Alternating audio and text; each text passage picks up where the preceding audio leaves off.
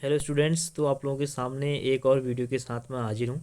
तो आज का जो वीडियो है ये जीएस का है और इसमें 20 क्वेश्चन आपको कराए जाएंगे। तो पहला क्वेश्चन है, मौर्य वंश की स्थापना किसने की थी? मौर्य वंश की स्थापना किसने की थी? तो बहुत इंपॉर्टेंट क्वेश्चन है दोस्तों। मौर्य वंश की स्थापना करी थी चंद्रगुप्त मौर्य ने।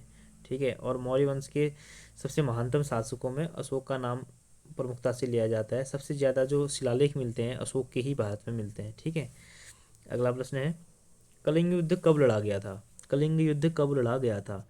ऑप्शन आपके सामने है और इसका जो सही आंसर है दोस्तों वो है ऑप्शन, इसका जो सही आंसर है वो है ऑप्शन ए, 261 बीसी में। 261 बीसी का मतलब है बिफोर क्राइस्ट, यानी कि ईसा पूर्व। तीसरा प्रश्न है, भारत का नेपोलियन किसे कहा जाता है? भारत का नेपोलियन किसे कहा जाता है? चंद्रगुप्त मौर्य, विक्रमादित्य, समुद्रगुप्त या हर्षवर्धन? तो इसका बहुत सरल सा आंसर समुद्रगुप्त। समुद्रगुप्त को बोला जाता है भारत का नेपोलियन। क्यों? क्योंकि समुद्रगुप्त के सिक्कों से, समुद्रगुप्त के अभिलेखों से हमें इसके साम्राज्य विस्तार का वर्णन मिलता है और इसके बारे में बहुत सी जानकारियाँ हमें मिलती हैं, किस प्रकार इसने अपने साम्राज्य का विस्तार किया। इसलिए समुद्रगुप्त को क्या कहा जाता है? भारत का नेपोलियन। ठीक है, चौथा प्रश्न है, मार्टिन मार्टिन लूथर किंग किस देश के थे? मार्टिन लूथर किंग किस देश के थे? तो इसका जो सही आंसर है दोस्तों वो है अमेरिका। अमेरिका के थे मार्टिन लूथर किंग। ठीक है, पांचवा प्रश्न, भारत के राष्ट्रपति को पद से हटा सकता है? कौन हटा सकता है? प्रधानमंत्री, लोकसभा, ऑप्शन सी है इसका, भारत के मुख्य न्यायाधीश या भारत की संसद? तो इसका जो सही आंसर है दोस्तों वो है ऑप्शन डी, भारत की संसद। भारत की संसद भारत के राष्ट्रपति को महाभियोग की प्रक्रिया के द्वारा हटा सकती है। ठीक है, तो अगला प्रश्न है, छठा प्रश्न, राज्यसभा में कितने सदस्य राष्ट्रपति मनोनीत करता है? राज्यसभा में कितने सदस्य राष्ट्रपति मनोनीत करता है? 2, 7, 10 या 12? इसका जो सही आंसर है वो है 12। यानी कि राष्ट्रपति क्या कर सकता है? राज्यसभा में 12 सदस्यों को अपने मन से मनोनीत कर सकता है। ठीक है, तो ये कला, साहित्य, शिक्षा के क्षेत्र में अमूल्य योगदान करने वाले लोगों को इसमें शामिल किया जाता है। ठीक है, अगला प्रश्न है, शारदा एक्ट किससे संबंधित है? शारदा एक्ट किससे संबंधित है? तो इसका ऑप्शन है आपके सामने, बाल विवाह, विधवा प्रथा, दहेज प्रथा या सती प्रथा। शारदा एक्ट सन 1929 में लाया गया था। ठीक है, हरिविलास शारदा के नाम से इसका नाम शारदा एक्ट है। तो ये लाया गया था, बाल विवाह के लिए लाया गया था। इसका ऑप्शन ए सही है। और इसमें पहले क्या होता था कि लड़कियों की विवाह की उम्र कोई निश्चित नहीं थी, बचपन में ही उनका विवाह कर दिया जाता था। लड़कों का भी बचपन में विवाह कर दिया जाता था, आपने सुना भी होगा। तो शारदा एक्ट के तहत पहली बार क्या किया गया कि लड़कियों की विवाह की उम्र 14 साल निर्धारित की गई और लड़कों की विवाह की उम्र 18 साल निर्धारित की गई। ठीक है, तो अगला प्रश्न है, सुरक्षा परिषद के स्थायी सदस्य कितने हैं? सुरक्षा परिषद के स्थायी सदस्य कितने हैं? तो इसका जो सही आंसर है दोस्तों वो है 5। ठीक है, और कौन कौन से देश हैं आप लोग एक बार इसको ढूंढ के कमेंट बॉक्स में कमेंट करिएगा। ठीक, नौवां प्रश्न है, संयुक्त राष्ट्र संघ, संयुक्त राष्ट्र संघ यूएनओ, यूनाइटेड नेशंस ऑर्गेनाइजेशन, इसका महासचिव कौन है? कोफी अन्नान, एंटोनियो गुटरेस, मुयाट, शशि थरूर होगा। ठीक है, लेकिन इसका जो सही आंसर है दोस्तों वो है एंटोनियो गुटेरस। ये पुर्तगाल के हैं और वर्तमान में संयुक्त राष्ट्र संघ के महासचिव हैं। हमारे ब्रह्मांड का केंद्र है आकाशगंगा, सूर्य, पृथ्वी या इनमें से कोई नहीं? तो दोस्तों इसका जो सही आंसर है वो है आकाशगंगा। आकाशगंगा हमारे ब्रह्मांड का केंद्र है। ठीक है, बढ़ते हैं 11वें क्वेश्चन की ओर। और 11वां प्रश्न है, केले का उत्पादन सबसे अधिक किस देश में होता है? केले उत्पादन में कौन सा देश विश्व में पहला स्थान रखता है? तो बहुत इंटरेस्टिंग, इसका जो आंसर है भारत। भारत केले उत्पादन में नंबर 1 पर है। ठीक है, 12th क्वेश्चन, साउथ अफ्रीका की मुद्रा क्या है? साउथ अफ्रीका की मुद्रा क्या है?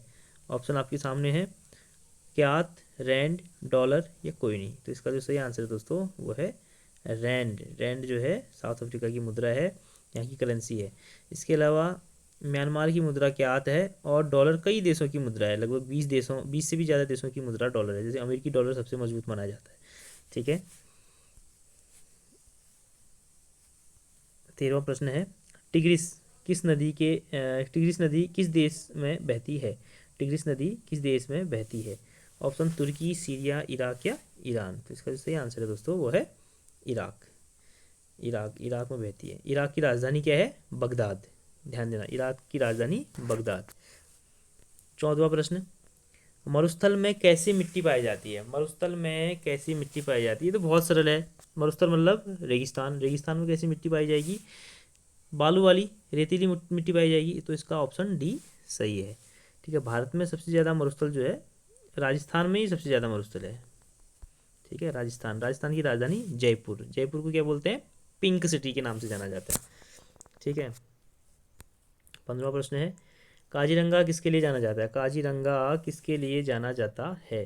काजीरंगा जाना जाता है किसके लिए? एक सींग वाले गैंडे के लिए, यानी कि राइनो के लिए। और ये काजीरंगा है कहाँ? असम में। असम की राजधानी दिसपुर।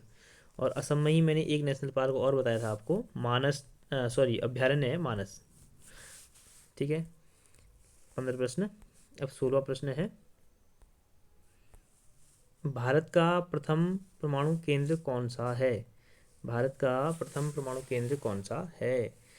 ऑप्शन है तारापुर, कलपक्कम, नरोरा या कोटा। तो सही आंसर है इसका तारापुर। तारापुर जो है भारत का प्रथम परमाणु केंद्र है। 16वां प्रश्न है, महिला साक्षरता सबसे कम किस प्रांत में है? यानी कि महिला साक्षरता सबसे कम किस प्रदेश में? प्रांत का मतलब प्रदेश हुआ, तो प्रदेश मतलब राज्य। तो किस राज्य में है सबसे कम? ऑप्शन आपके सामने है, केरल, राजस्थान, बिहार या मध्य प्रदेश। तो देखो दोस्तों, महिलाओं की सबसे ज़्यादा साक्षरता केरल में पाई जाती है। केरल में है। ठीक है। और केरल में पुरुष साक्षरता भी सबसे ज़्यादा है। ओवरऑल साक्षरता में भी सब नंबर 1 स्थान पर कौन है? केरल है। लेकिन महिलाओं की सबसे कम साक्षरता जो पाई जाती है वो है राजस्थान में। ठीक है। और पुरुषों की सबसे कम साक्षरता पाई जाती है बिहार में। ठीक ना। 17वां प्रश्न हो गया हमारा। अब 18वां प्रश्न है, ज्ञानपीठ पुरस्कार से सम्मानित होने वाली प्रथम महिला कौन थी? ज्ञानपीठ पुरस्कार से सम्मानित होने वाली पहली महिला कौन थी? तो इसका जो सही आंसर है दोस्तों वो है आशापूर्णा देवी। आशापूर्णा देवी जो है वो है ज्ञानपीठ पुरस्कार से सम्मानित होने वाली पहली महिला हैं। और ज्ञानपीठ पुरस्कार की स्थापना कब हुई थी ये आप लोग हमें कमेंट बॉक्स में बताएंगे। 19वां प्रश्न है, पेनाल्टी किक किस खेल से संबंधित है? बहुत ईजी है। जो लोग गेम्स खेलते होंगे, जो लोग इंटरेस्टेड होंगे गेम्स में, उन लोगों को इसके बारे में बहुत ही आसानी से इस क्वेश्चन का आंसर बता देंगे। और इसका आंसर है पेनाल्टी किक फुटबॉल से संबंधित है। ठीक है, फुटबॉल। 20वां प्रश्न है, आधुनिक कंप्यूटर का डिजाइन किसने तैयार किया? आधुनिक कंप्यूटर का डिजाइन किसने तैयार किया? ऑप्शन है Charles Babbage, John von Neumann, Bill Gates या न्यूटन। तो इसका जो सही आंसर वो है option B, John von Neumann. ठीक है। कंप्यूटर के पिता, फादर ऑफ कंप्यूटर बोला जाता है चार्ल्स बेबेज को। कौन है? Charles Babbage. चार्ल्स बेबेज को कंप्यूटर का पिता कहा जाता है। लेकिन आधुनिक कंप्यूटर का जो डिज़ाइन तैयार किया था वो किया था जॉन वॉन न्यूमन ने। और बिल गेट्स हैं दुनिया के सबसे अमीर व्यक्तियों में से एक, और एक समय में नंबर 1 अमीर व्यक्ति की सूची में शामिल बिल गेट्स। बिल गेट्स ने माइक्रोसॉफ्ट की स्थापना करी थी। ठीक है, माइक्रोसॉफ्ट की स्थापना इन्होंने करी थी। तो आज के 20 क्वेश्चनों की सीरीज यहीं पे ख़त्म होती है। तो हम अगले वीडियो में आपको साइंस के क्वेश्चंस देंगे। तो आप लोग क्या करेंगे, इस वीडियो को अधिक से अधिक शेयर करेंगे और हर अग्निवीर तक इस वीडियो को पहुंचाएंगे। तो आज के लिए बस इतना ही। Thank you. कल मिलते हैं।